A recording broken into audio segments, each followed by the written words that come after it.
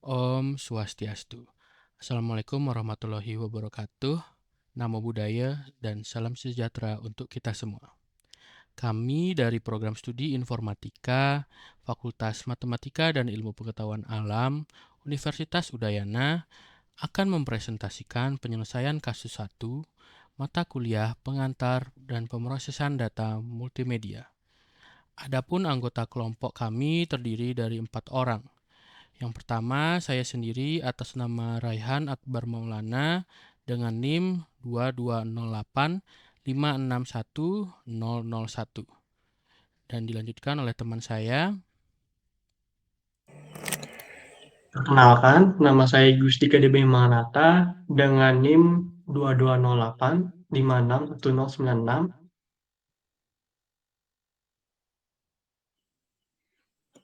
Baik, perkenalkan, nama saya Idewo Made Mardana dengan NIM 2208561026.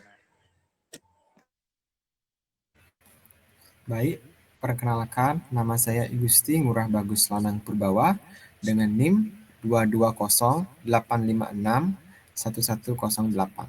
Terima kasih.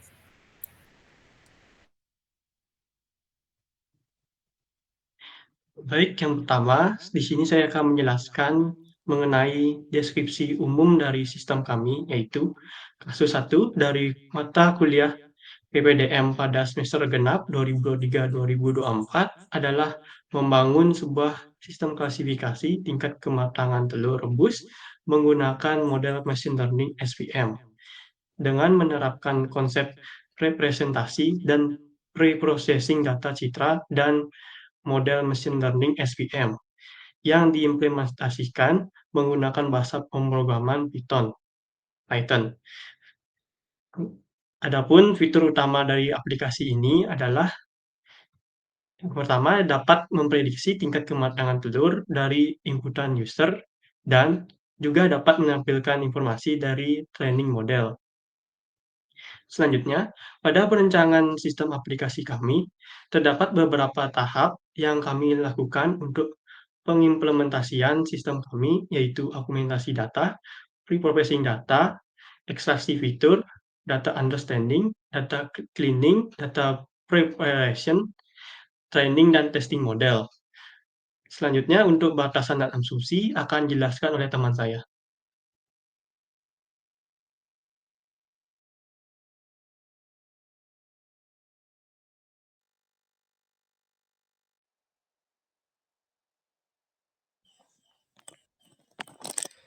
Baik, kali ini saya akan menjelaskan tentang batasan.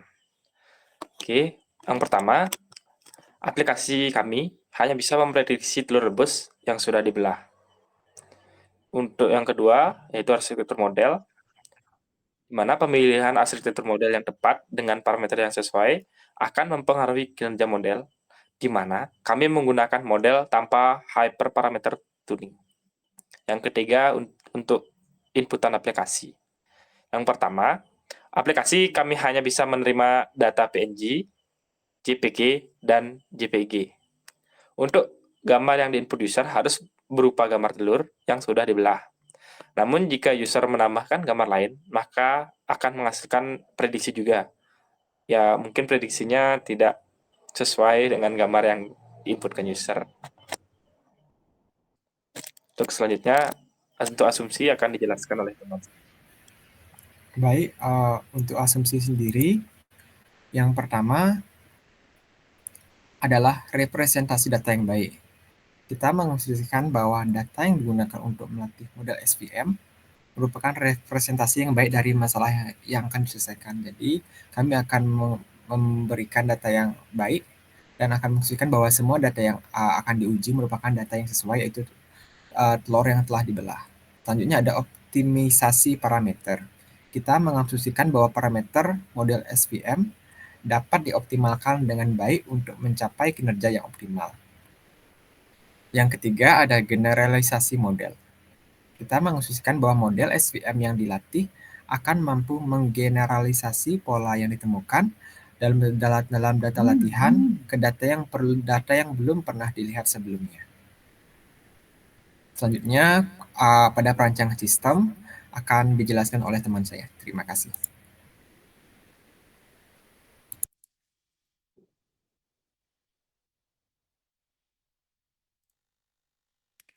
Oke, baik. Selanjutnya akan saya jelaskan mengenai perancangan sistem. Jadi yang pertama kami lakukan di sini adalah melakukan augmentasi pada dataset. Sebelum itu, dataset yang kami gunakan itu berjumlah 105 data dari masing-masing dan dari masing-masing kategorinya ada 35. Dan kami memiliki 3 kategori, yaitu telur soft boiled, telur medium boiled, dan telur hard boiled. Dataset yang kami kumpulkan kami dapat dari situs Pinterest, dan dataset tersebut berupa gambar dari kumpulan telur-telur. Jadi kami melakukan pengeditan pada gambar-gambar tersebut, di mana kami menghasilkan satu data gambar yang berisikan satu gambar telur. Dan selanjutnya augmentasi yang kami lakukan itu berupa rotate dan flip. Jadi yang pertama kami lakukan rotate terlebih dahulu, yaitu dengan range dari 0 derajat hingga 360 derajat dengan selisih 10 derajat per gambarnya. Jadi kami menyimpan gambar setiap 10 derajat putarannya. Lalu selanjutnya kami lakukan flip dengan 3 parameter, yaitu parameter 1 flip horizontal, parameter 0 dengan flip vertikal, dan parameter minus 1 yang dimana ini melakukan keduanya. Jadi secara sekaligus horizontal dan vertikal. Lalu di sini ada dataset yang kami gunakan, dan juga kami menyimpan augmentasi tersebut ke drive yang bernamakan augmentasi. Selanjutnya akan saya jelaskan juga mengenai preprocessing, di mana kami melakukan grayscaling dan cropping, dan juga resize dan labeling. Jadi yang pertama kami lakukan yaitu mengambil dataset yang sudah diaugmentasi tadi, lalu kami melakukan yang pertama yaitu grayscaling. Kami melakukannya dengan library OpenCV, yaitu convert color, jadi dari color BGR ke grayscale.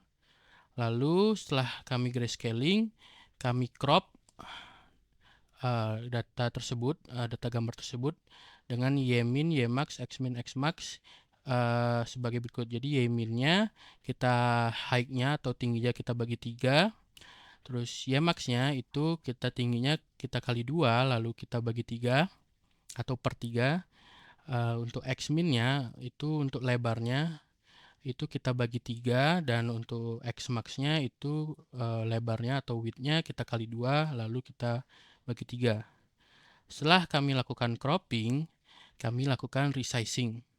Jadi di sini kami mengambil datanya dari cropping yang tadi dengan output array-nya 0,0, dan fx ini untuk faktor skala dari sepanjang sumbu x, dan untuk fy ini faktor skala dari sepanjang sumbu y.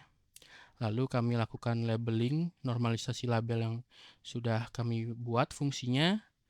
Lalu kami meng-show-nya atau memperlihatkannya dengan library OpenCV. Kenapa kami melakukan augmentasi terlebih dahulu, bukan pre-processing? Karena jika pre-processing terlebih dahulu, background dari data augmentasi itu ikut terputar. Jadi yang menghasilkan background baru berwarna hitam di belakangnya. Mungkin ini contoh yang bisa saya berikan seperti ini. Jika kita melakukan augmentasi terlebih dahulu, kita melakukan pre-processing terlebih dahulu baru augmentasi, itu kita menghasilkan data seperti ini. Lalu jika dataset yang kita lakukan augmentasi terlebih dahulu baru preprocessing, datanya akan menjadi bagus seperti ini. Tidak ada background hitam yang terlihat. Baik, untuk selanjutnya akan dilanjutkan oleh teman saya mengenai ekstraksi fitur GLCM.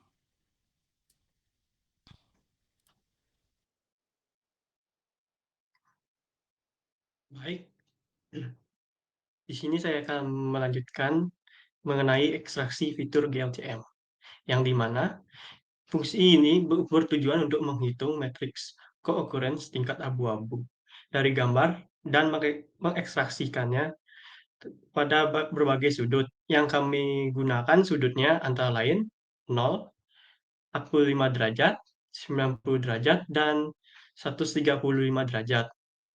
Dan dimulai dengan fungsi KLC GLCM AGLS yang menerima input berupa gambar, label, daftar properti tekstur, jarak antar pixel, sudut, jumlah level abu-abu, serta opsi simetri dan normalisasi.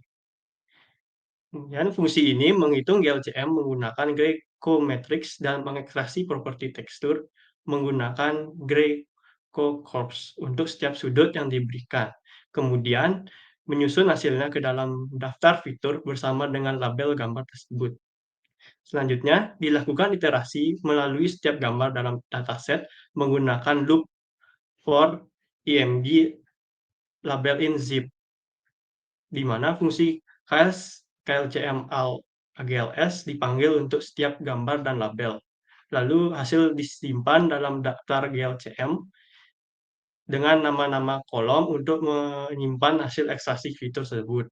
Dalam data frame disusun dengan menggabungkan nama properti dan sudut menggunakan loop for name in properties dan for in angles, sehingga kolom ditambahkan di akhir daftar untuk mengidentifikasi kelas dari setiap gambar. Setelah itu dilakukan menyimpan ekstraksi fitur ke file CSV yang berfungsi untuk mengelola dan menyimpan data fitur GLCM tersebut ke dalam format CSV.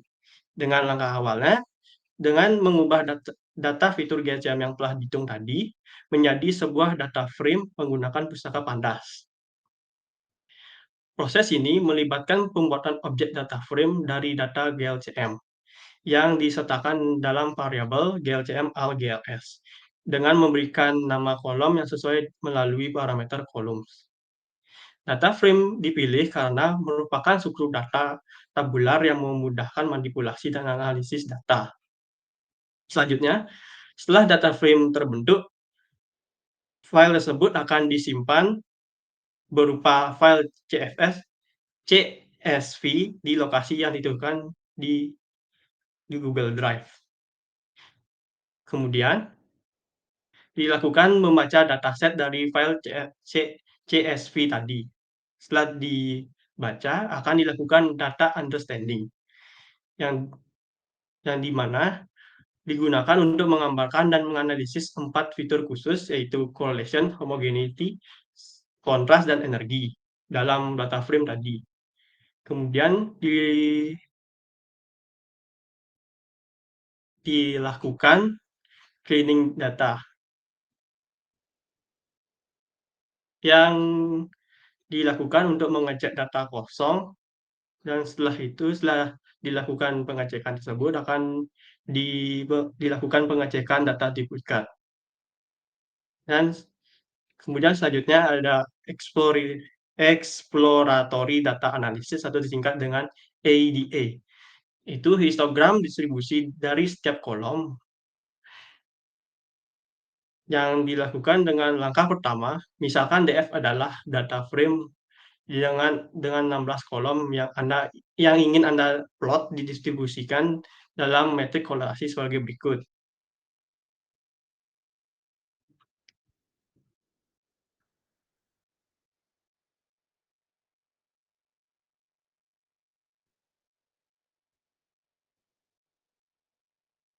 Dan dibuat juga diagram pie yang berisikan persentase kematangan telur rebus. Kemudian di bawahnya terdapat matriks korelasi dari, kemudian ada heat map dari diagram tadi yang kita coba, dan kemudian untuk preparation data akan dijelaskan oleh teman saya. Baik, terima kasih. Jadi kali ini saya akan menjelaskan preparation data dari model yang akan kita buat. Yang pertama, kita akan menghilangkan kolom, mendrop kolom dengan nama label. Kemudian kita akan mencetak di mana X sekarang memiliki 3.525 data dengan 16 kolom, di mana kolom Y hanya memiliki 3.526 data. Dan kita menghilangkan dengan Y hanya mencetak kolom label. Selanjutnya kita akan lakukan scalar, di mana kita akan mengempit data X dalam scalar, kemudian kita akan melakukan transform pada data X. Oke, untuk selanjutnya itu ada pickle dump. Pickle dump itu akan digunakan nanti menyimpan scalar yang kita gunakan ke dalam model di dalam aplikasi. Selanjutnya kita akan melakukan membuat variabel xtrain, xtrace, ytrain, dan ytrace, di mana dalam kode ini kami menggunakan test size sebanyak 0,2. Ini berarti 20% data akan digunakan sebagai testing dan 80% data akan digunakan training. Untuk selanjutnya model evaluasi. Jadi sebelum menentukan parameter-parameter yang akan kami gunakan, di mana kami akan melakukan tuning hyperparameter, di mana parameter yang akan kami lakukan tuning yaitu ada variabel C dengan nilai 0,1, nilai 1, nilai 10, dan nilai 100. Dan selanjutnya ada variabel gamma bernilai 1, 0,1, 0,01, dan 0,001.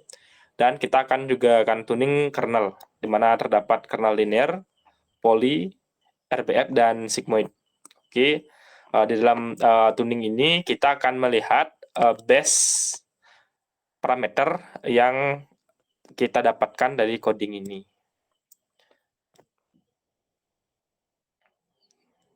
Oke, jadi ini adalah base parameter yang akan kami gunakan dalam model kami, yaitu dengan nilai C sama dengan 10, menggunakan nilai gamma 1, menggunakan nilai kernel RBF, di mana dengan parameter ini kami berhasil memperoleh akurasi sebesar 99,72%.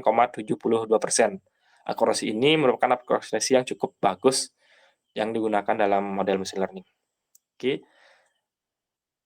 Selanjutnya, ini adalah parameter default yang kami coba sebelumnya, di mana di dalam parameter ini menggunakan nilai C sebanyak 1, menggunakan nilai default gamma dari library SVC, dan menggunakan kernel linear. Untuk model default atau model yang pertama kali kami buat, yaitu hanya menghasilkan akurasi sebesar 87,23%. Untuk selanjutnya, kami akan melihat confusion matrix yang berisi tentang prediksi data yang benar dari masing-masing model yang sudah kami buat, yaitu ada model yang menggunakan base parameter dan model yang menggunakan nilai default. Oke, yang pertama ini ada confusion matrix dari model yang default.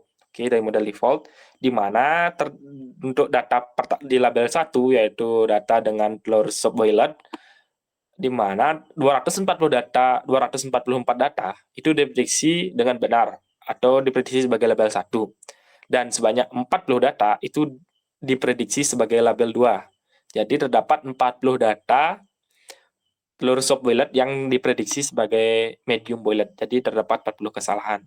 Untuk selanjutnya, untuk pada label 2 itu terdapat 129 data yang diprediksi dengan benar, dan 46 data itu diprediksi sebagai label 1. Jadi untuk label 2 ini terdapat 46 data yang seharusnya diprediksi sebagai label 2, tetapi di sini malah diprediksi sebagai label 1. Untuk label 3 sendiri, atau telur yang hard boiled, itu terdapat 242 data yang diprediksi dengan benar, dan terdapat 4 data itu yang diprediksi sebagai label 2. Jadi untuk kesimpulan dari model default yang kami gunakan itu untuk kesalahannya sendiri tidak terpaut cukup jauh. Mungkin karena untuk label 1 itu memprediksi label 2 karena telur sop boiler dan medium itu memiliki tingkat kemiripan yang cukup mirip. Oleh karena itu mungkin dia terdapat kesalahan prediksi. Untuk label 2 juga sama, itu untuk label 2 yaitu medium juga terdapat 46 data yang diprediksi sebagai label 1. Di mana untuk medium boiler dan sop boiler sendiri seperti tadi itu memiliki kemiripan yang cukup mirip. Jadi untuk selanjutnya juga untuk label 3 itu terdapat 4 data yang diprediksi sebagai label 2. Jadi untuk kesimpulan dari label ini untuk kesalahan prediksi juga tidak terlalu besar. Jadi tidak ada data dari label 1 yang diprediksi sebagai label 3. Begitu juga data pada label 3 yang diprediksi sebagai label 1. Oke. Ini untuk confusion matrix dari label yang default. Mungkin bisa dilakukan pengecekan confusion matrix pada label yang dibuat.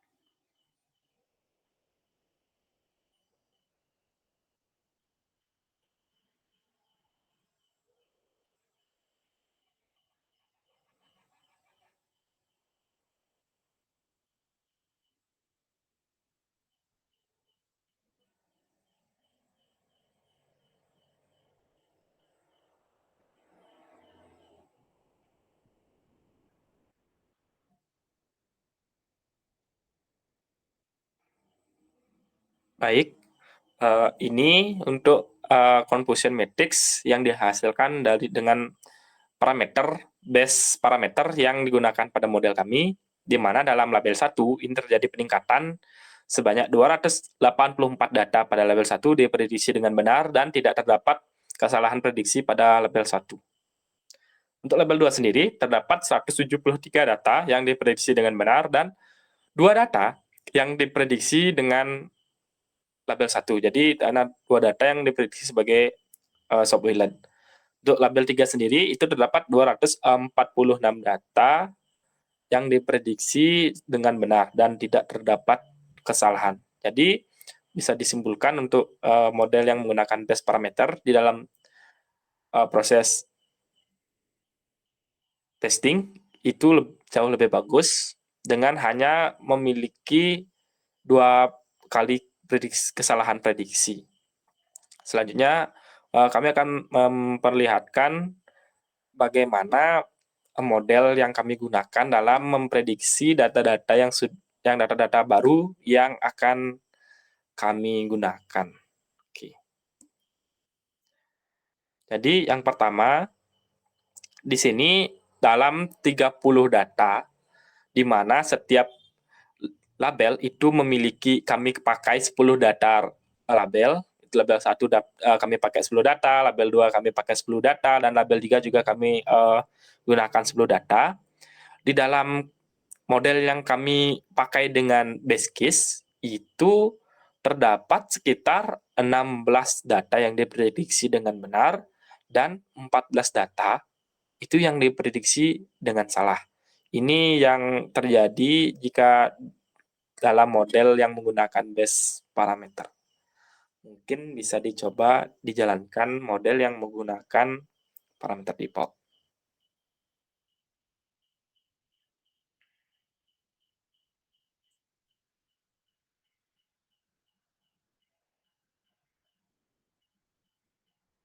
Jadi, nah, dalam model default yang kami gunakan, itu yang memiliki akurasi sebesar 87%, itu dari 30 data yang kami gunakan, dia data yang sama, dan di mana kami menggunakan data sama untuk mengetes model yang memakai base parameter dan model yang default. Jadi dalam model yang memakai parameter default itu dari 30 data terdapat 25 data yang berhasil diprediksi dengan benar dan 5 data yang diprediksi dengan salah.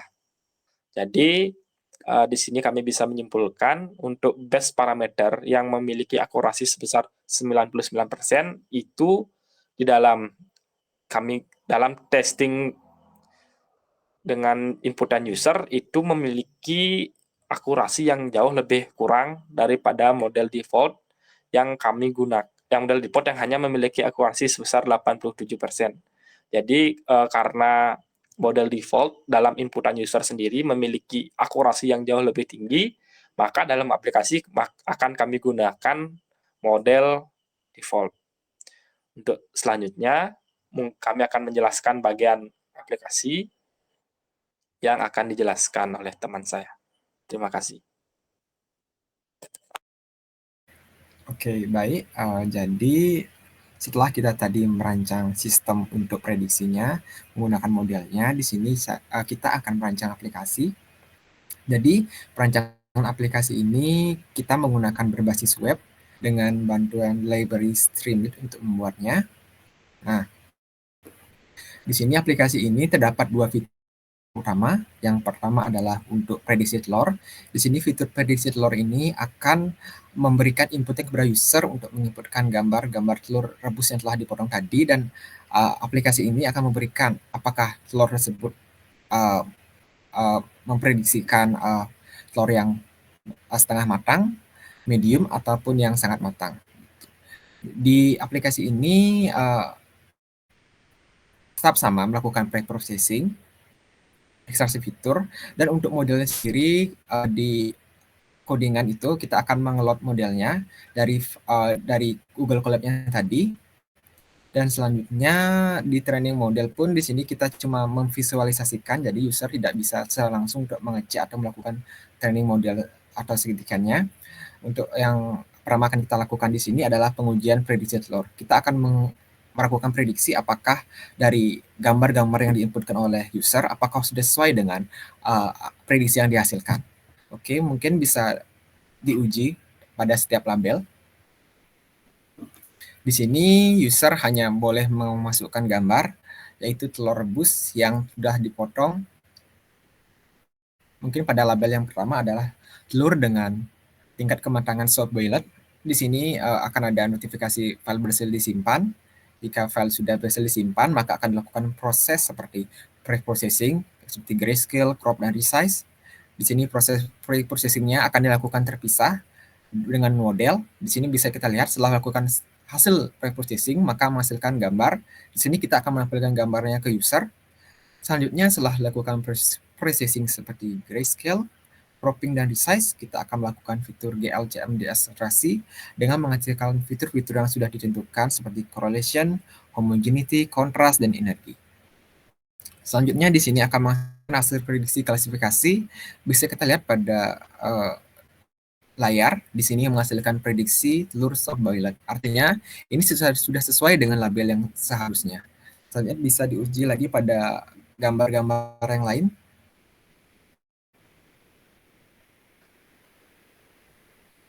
Ini adalah soft boiled, dan ini hasil prediksi menghasilkan juga soft boiled, dan mungkin bisa dicoba lagi.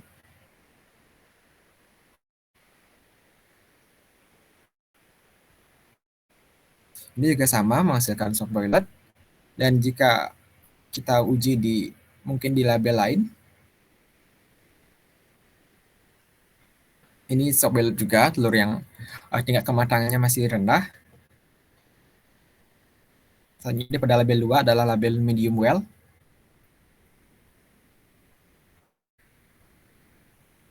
Nah, di sini menghasilkan telur medium well yang artinya sudah sesuai dengan yang seharusnya labelnya. Ini akan dilakukan pengujian beberapa kali untuk menghasilkan prediksinya apakah sudah sesuai atau belum. Nah, di sini juga sudah sesuai medium well.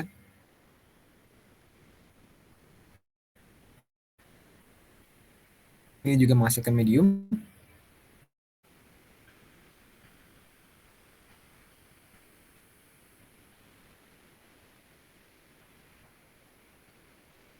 Selanjutnya pada label yang ketiga yaitu telur yang hard boiled, artinya telurnya memiliki kematangan yang tinggi dan didapatkan hasil sebagai berikut.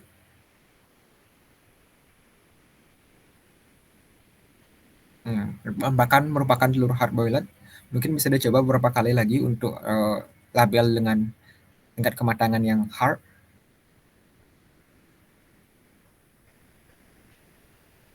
Ya, menghasilkan sesuai.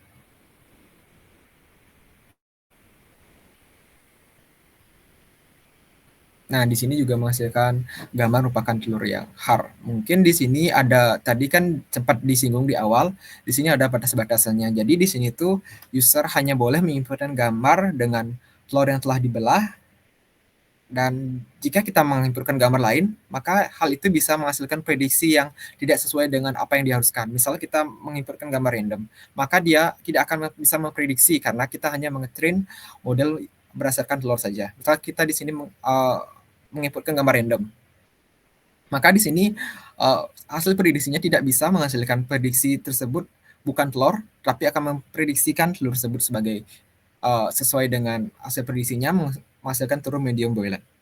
Mungkin itulah batas-batasan yang bisa dilakukan untuk melakukan prediksi. Dan selanjutnya terdapat fitur kedua. Di sini ada training model. Nah, di training model ini sama seperti tadi, dan mungkin teman saya akan mencoba menjelaskannya juga. Mungkin dipersilakan untuk teman saya, untuk Rehan. Terima kasih.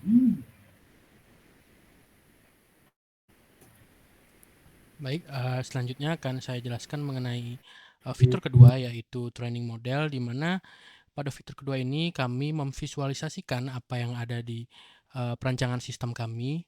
Jadi sebagai berikut, yang pertama kami memberikan dataset dari dataset yang kami gunakan, yaitu sejumlah 3.705, dan 17 kolom ini dari fitur GLCM-nya yang kita sudah ekstraksi. Selanjutnya cleaning data yang seperti sudah teman saya jelaskan tadi, dan di sini tidak terdapat data null. Lalu untuk data duplikat terdapat 180 data duplikat yang dimana sudah dihapus pada saat pengujian model, menjadi 3.525 dataset yang akan diuji dan di training di model, seperti itu. Lalu histogram yang sudah dijelaskan oleh teman saya tadi, dan juga persentase jumlah label, korelasi antar data, lalu untuk confusion matrix juga yang sudah dijelaskan oleh teman saya tadi, dan selanjutnya ada deskripsi metrik evaluasi klasifikasi, di mana kami melakukan pengujian itu dengan melakukan ujian precision, ujian recall, dan ujian F1 score dengan sebagai berikut untuk metodenya. Lalu terakhir kami menampilkan atau memvisualisasikan laporan dari klasifikasi kami, seperti yang sudah dijelaskan oleh teman saya tadi, dengan akurasi SVM 87,23%. Mungkin sekian dari presentasi kami. Mohon maaf jika ada kesalahan kata dari kami, dari saya maupun teman-teman saya. Jadi itulah video presentasi tentang klasifikasi tingkat kematangan telur menggunakan SVM. Dan terima kasih telah menonton video ini sampai akhir. Dan jangan lupa like dan subscribe. Dan sampai jumpa.